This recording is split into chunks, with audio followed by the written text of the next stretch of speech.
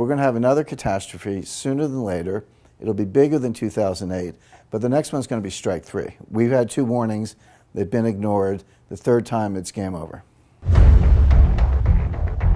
We are entering a period of financial crisis that is the greatest the world has ever known. The wealth transfer that will take place during this decade is the greatest wealth transfer in history. Wealth is never destroyed, it is merely transferred, and that means that on the opposite side of every crisis there is an opportunity. The great news is that all you have to do to turn this crisis into your great opportunity is to educate yourself. I believe that the best investment that you can make in your lifetime is your own education. Education on the history of money, education on finance, education on how the global economy works, education on how all of these guys, the central bankers, the stock market, how they can cheat you, how they can scam you. If you learn what is going on and how the financial world works, you can put yourself on the correct side of this wealth transfer. Winston Churchill once said that the further you look into the past, the further that you can see into the future. This program is all about creating your own crystal ball, being able to gaze into the future, being able to change this crisis, the greatest crisis in the history of mankind, into your great opportunity.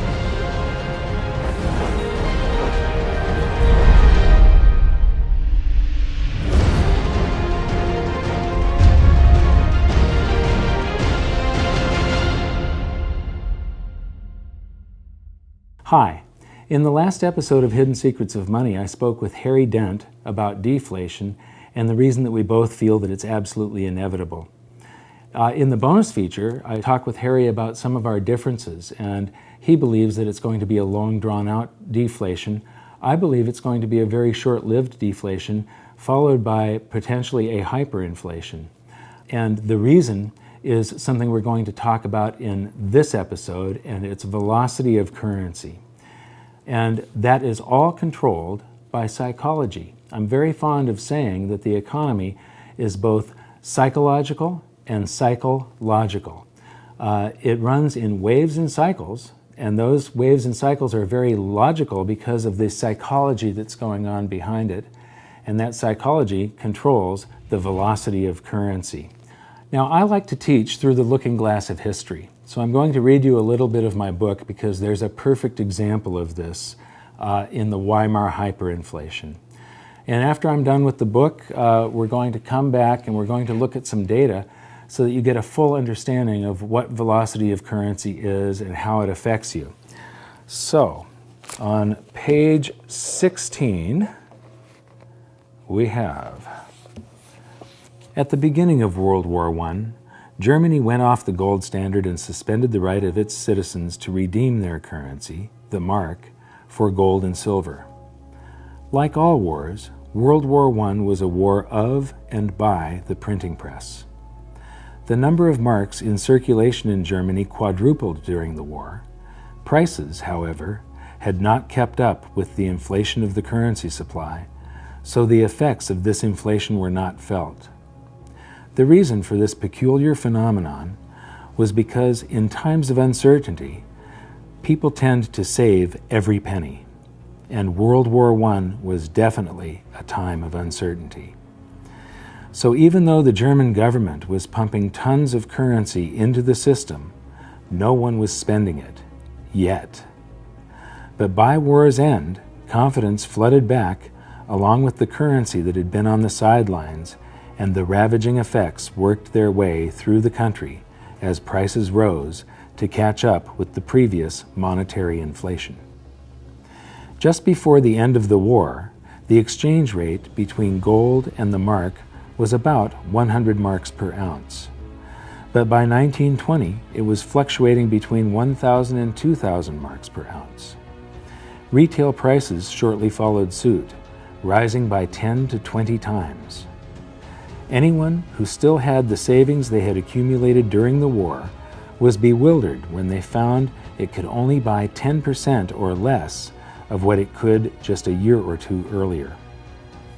Then, all through the rest of 1920 and the first half of 1921, inflation slowed, and on the surface, the future was beginning to look a little brighter.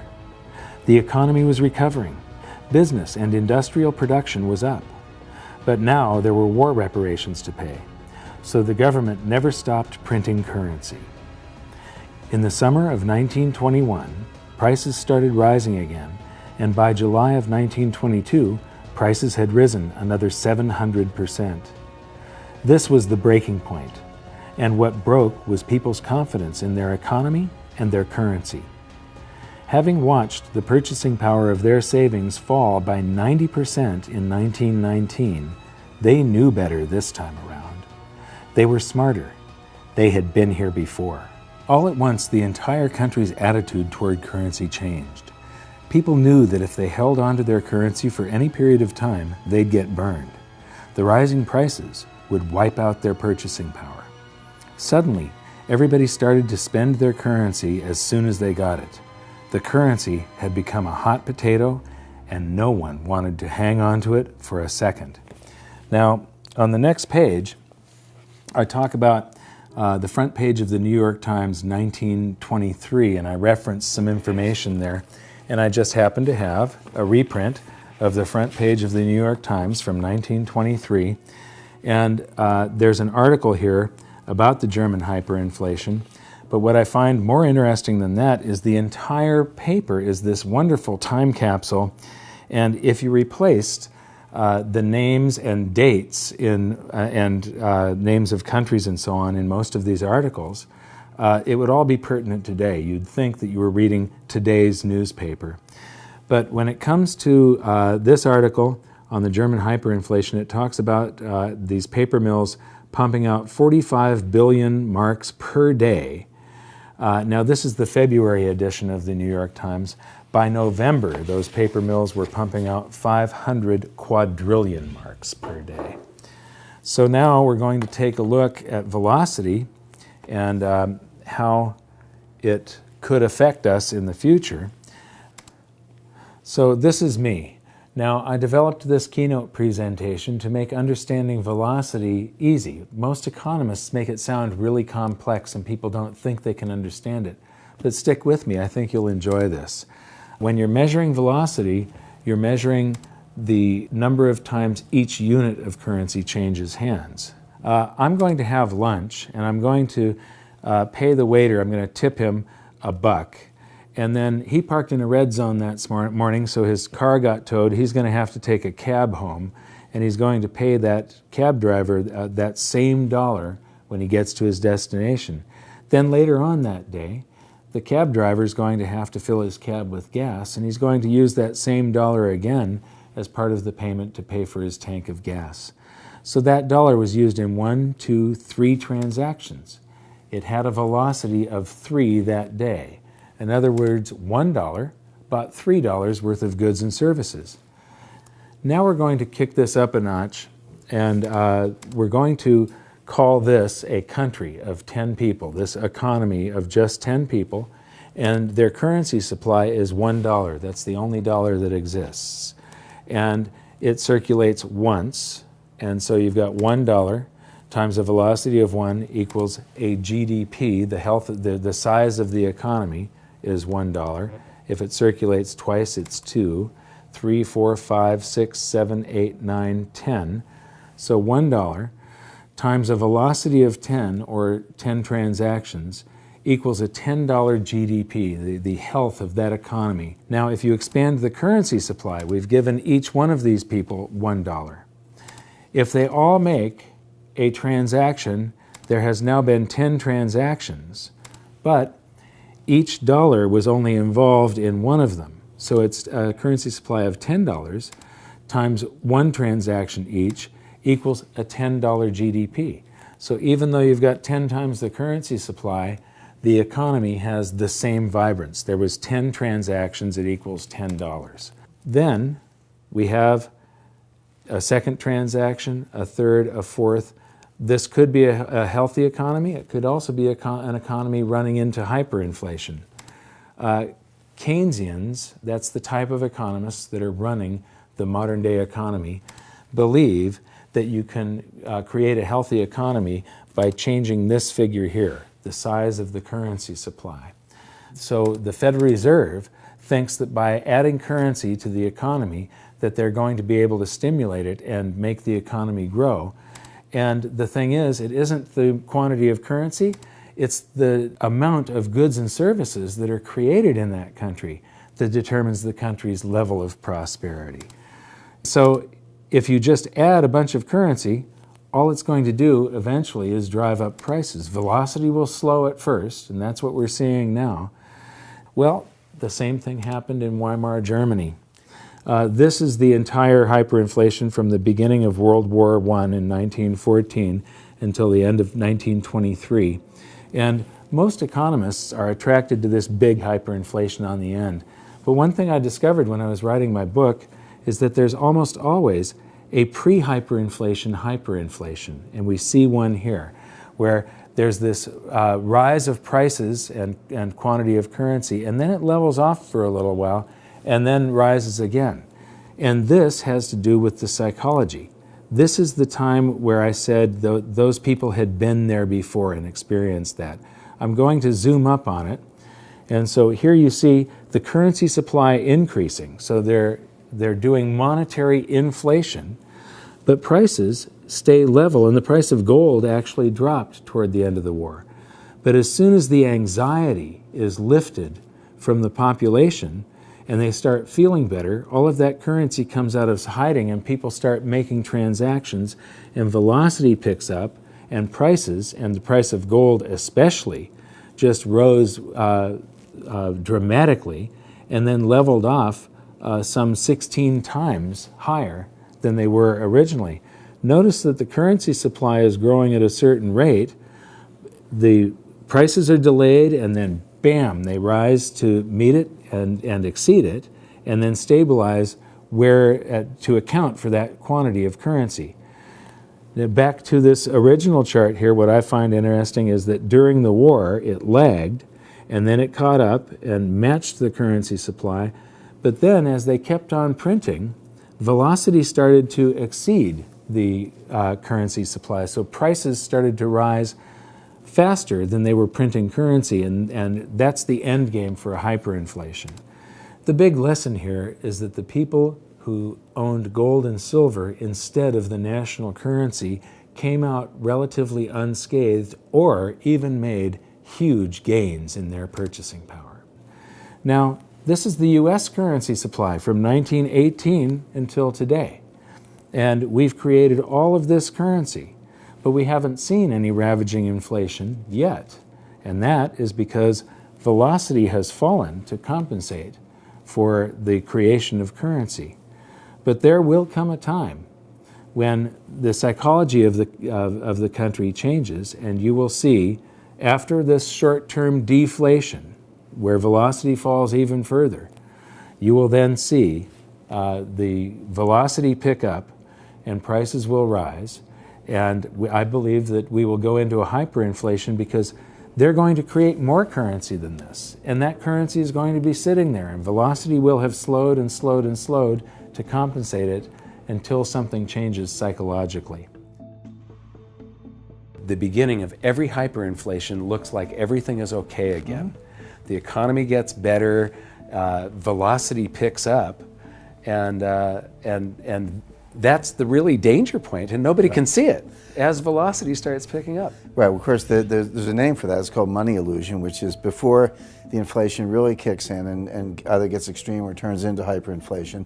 There is this feel-good period where, you know, there's more money around, and, you know, unemployment's dropping and people feel more prosperous. The prices haven't quite skyrocketed yet. It's all illusory because it'll go away once the price level adjusts. But there is that kind of, you know, period in between, and it is a feel-good period, but it doesn't last very long. But you're making a very good point, which is a lot of people assume that inflation is a function of money supply or money printing, and that's not right. It's a partial function of money supply, but the other part of the function is behavioral. It has to do with velocity, which is just a psychological phenomena. You know, do you feel good? Do you want to go out for dinner? Do you want to take your friends? You know, do you want to take a vacation, or do you want to stay home, leave your money in the bank, and watch TV? Those are two different states of the world. based a lot on your confidence and how you feel. Both things have to come together to get the kind of inflation the Fed wants. Now here's the problem. They can make the money supply whatever they want. And they're certainly printing trillions of dollars, we understand that. So far, they have not been able to bend the velocity curve. They have not been able to get you and me and everyone else in America and around the world to spend more money. But let's say they do. They change the psychology, they change the behavior. Once you change it, it's very hard to change it back. It's not like throwing an on-off switch. I mean, it's taken years for the Fed to kind of try to inject an inflation scare, try to get some inflation. But what if it actually comes? What if inflation goes from 1% to 3% in a matter of 6 months and stays there and looks like it's going to 3.5%? Well, the next stop is 10%. It's not, the Fed thinks they can dial it back down to 2.5%, which is what they say they want. But what they'll find is once that velocity, once that behavioral genie is out of the bottle, they won't be able to get it back in. It'll take off. It'll take on a life of its own. What's the Fed going to do? Raise interest rates to 10% with unemployment of 7%? I mean, people go down and burn down the Fed. I mean, there are limits on what they can do. But the point is, once it starts, and you're exactly right, it's a feedback loop. It feeds on itself. The Fed thinks they can control it. They're wrong. The behavioral aspect of it will be out of control, and like I say, we'll be on our way to 10%, if not worse. It seems like all of these bright minds that want to run things, none of them trust the free market mechanism.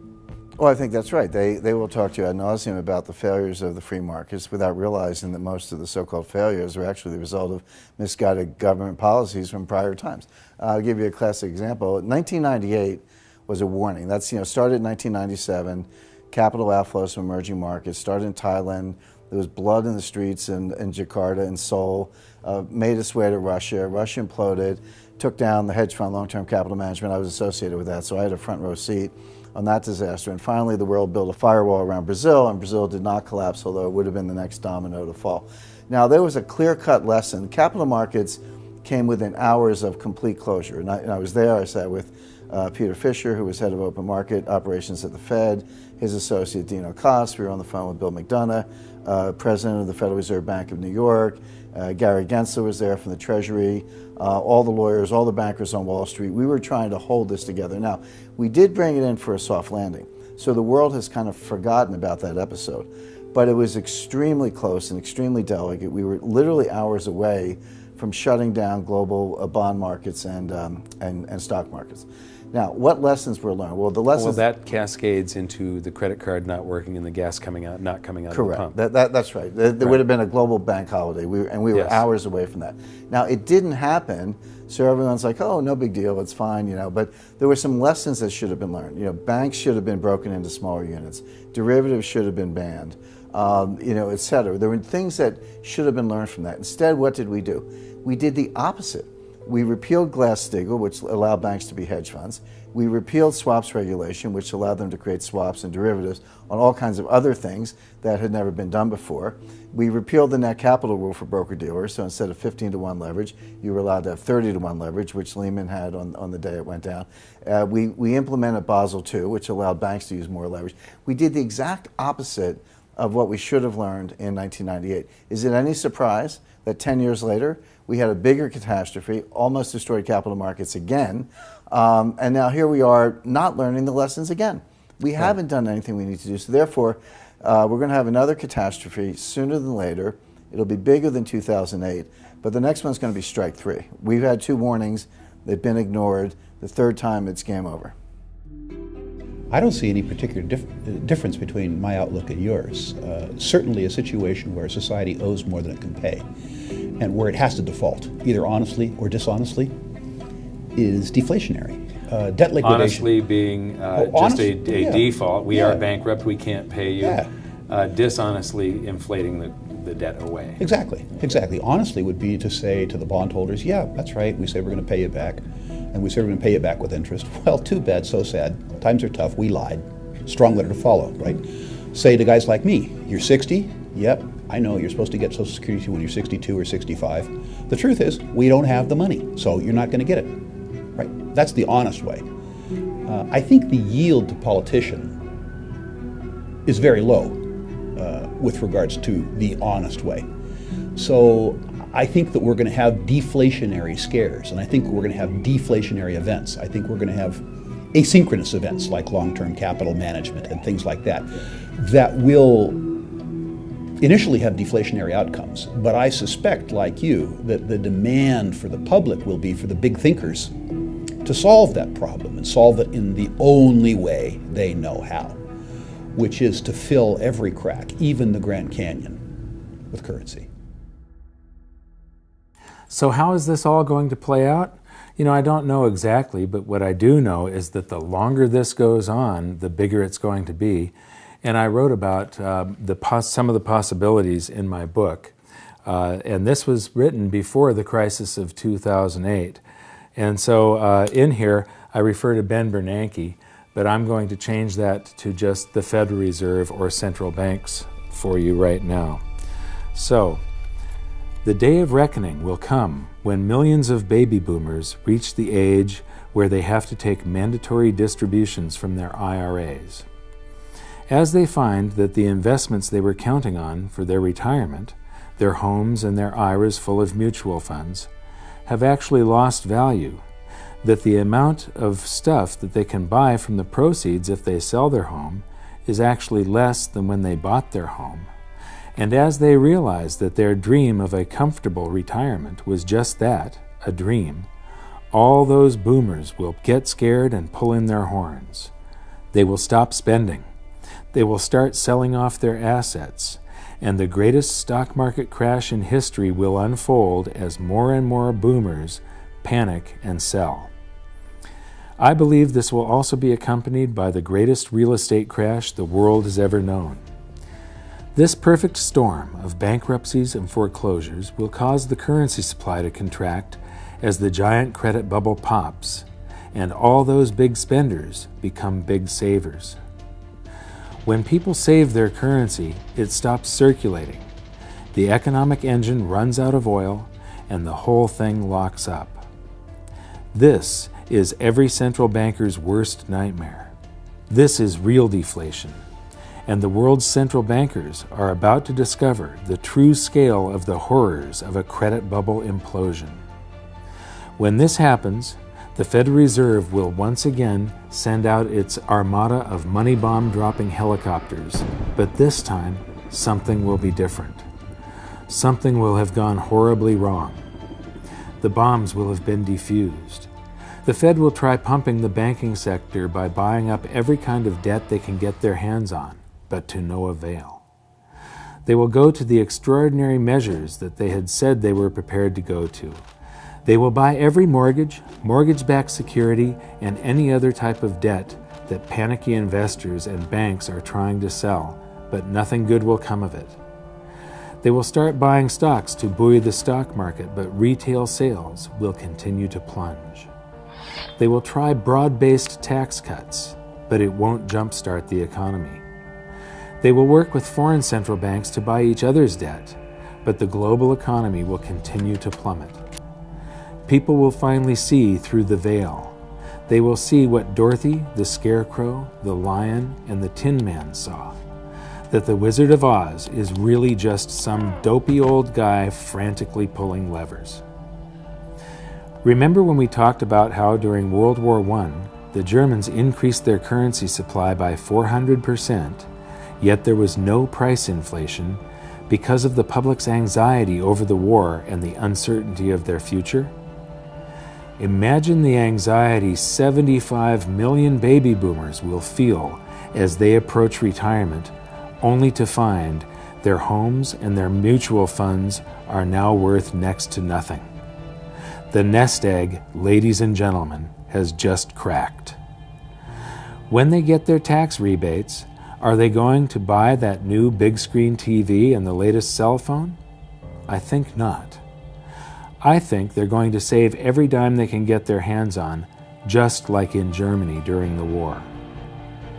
But there will be a point at which a threshold is reached. For each income class it will be different. It will be the point where they feel that they've finally got enough saved for retirement. For some it will be $100,000, for others it will be $1 million, and for others still it will be $10 million. The Fed knows there is a point where they'll finally feel safe enough to replace that aging computer and maybe get that new TV. At this point, the boys at the Fed will buy enough government debt to fund tax rebates for all the taxes in the previous year, but still, nobody will buy that new car. The threshold the Fed is looking for will not be reached. Then, in not-so-quiet desperation, the Fed will say, "Screw the helicopters, send in the bombers." And as the shadow of millions of stealth currency bombers darken the skies, currency will begin to fall like rain in the desert. As Joe Sixpack and John Q get tax rebate checks in the mail for all the taxes they paid during their entire lifetimes, fear will be temporarily alleviated and some of that currency will come out of hiding, just as in Weimar Germany. Prices will rise quickly and dramatically as all that stored up currency energy is released.